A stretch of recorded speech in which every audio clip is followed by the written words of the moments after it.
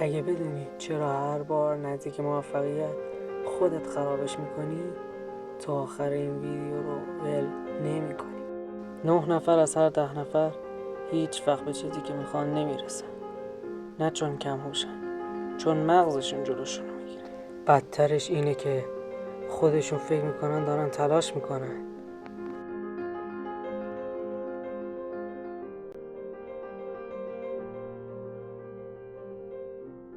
شروع میکنی به درس خوندن اما ول میکنی. شروع میکنی به کار کردن باز ولش میکنی و خسته میشی.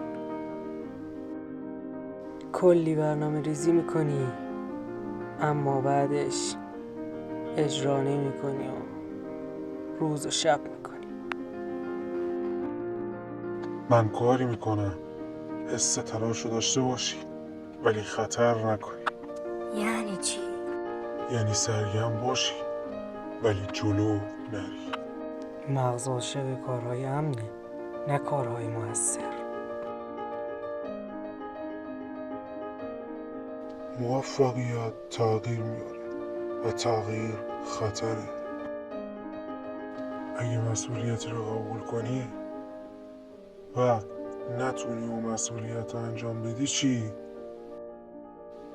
اگه بقیه مسخرت کنن و قضافتت کنن چی؟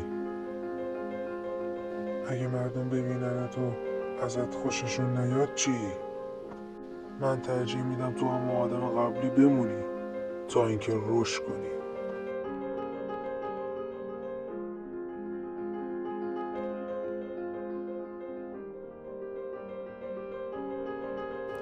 دیر شروع کردی و عقب افتادی. مقایسه کردی و ضعیف جلوه شدی. اگه شروع نکنی نمیبازی. ولی برنده هم نمیشن. برد مهم نیست، امنیته که مهمه. بیشتر آدما زندگیشونو برای نباختن طراحی میکنن، نه برای بردن.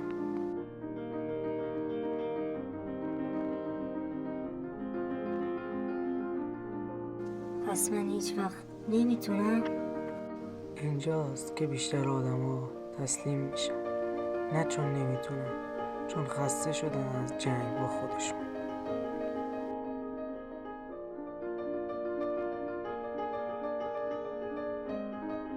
من قرار نبود تو رو موفق کنم، قرار بود زنده نگهت دارم.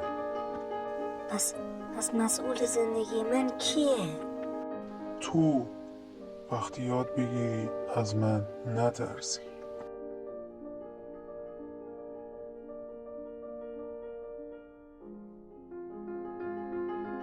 اقدام قبل از آمادگی،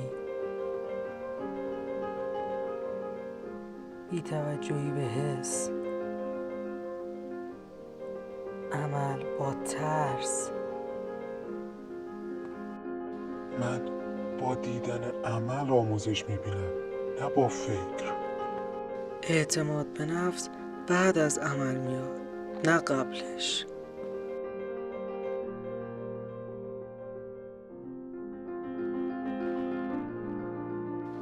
اگر منتظر روزی هستی که نترسی هیچ وقت شروع نمی کنی. موفق‌ها نه ترس نیستن، فقط با ترس حرکت میکنن.